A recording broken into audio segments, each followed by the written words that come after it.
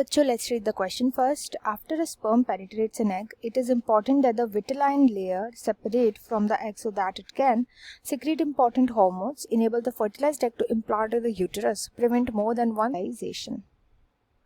Fertilisation क्या होता है? फर्टिलाइजेशन उस प्रोसेस को बोलते हैं जब ओवम यानी हमारे एग को आकर के फर्टिलाइज कर देता है स्पर्म, मतलब ये दोनों फ्यूज कर जाते हैं, फ्यूज करके बनाते हैं जायगोट, इसी को बोला जाता है फर्टिलाइजेशन। अब एक स्पर्म तो आता नहीं है, जैसे कि इधर इमेज में दिख रहा है, ये है इमेज ऑफ ओवम या फिर जिसको हम एग भी बोलते हैं। एक स्पर्म तो आता नहीं है, कई सारे स्पर्म एक बारी में स्विम करते हुए आते हैं एग तक एंड उसे पेनिट्रेट करने की कोशिश करते हैं। हमारे ओवम के पास वेरियस लेयर्स प्रेजेंट होती है। इतनी लेयर्स में से एक होती है विटेलाइन मेम्ब्रेन, विटेलाइन मेम्ब्रेन या फिर विटेलाइन लेयर। ये प्रेजेंट कहाँ पर है? तो ये जो ये ग्रे ग्रे वाला जो पार्ट है, इसी को बोला जाता है विटेलाइन लेयर।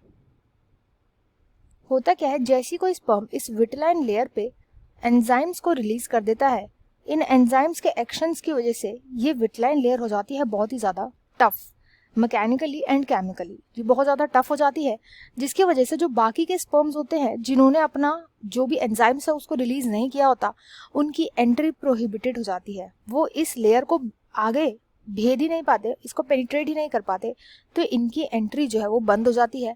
एंड जिस स्पर्म ने एंजाइम्स को रिलीज किया होता है, केवल वही आगे जाकर के जोना पेल्यूसिडा तक पहुंच पाता है, जोना पेल्यूसिडा तक पहुंच पाता है। तो ये एक तरीके से इसका मेन फंक्शन एक तरीके से हो जाएगा कि ये प्रिवेंट करता है ज़्यादा स्पर्म्स को एंटर करने से एग में। तो इसका राइट आंसर जाएगा option C, prevent more than one sperm from entering the egg. I hope you understood well. Best of luck and thank you.